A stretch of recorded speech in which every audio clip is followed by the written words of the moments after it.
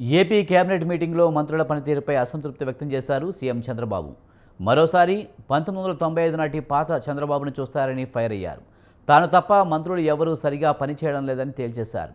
మరి ఇందులో జనసేన అధినేత, ఆంధ్రప్రదేశ్ ఉప ముఖ్యమంత్రి పవన్ కళ్యాణ్, టీడీపీ ప్రధాన కార్యదర్శి, ఐటీ మానవ వనరుల శాఖ మంత్రి నారా లోకేష్ కూడా ఉన్నారా అన్న చర్చ తెర మీదకు వచ్చింది.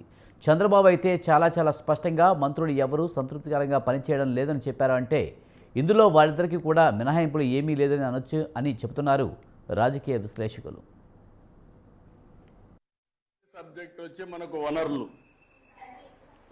వనరుల గురించి మనకు ఒక చిన్న కథ.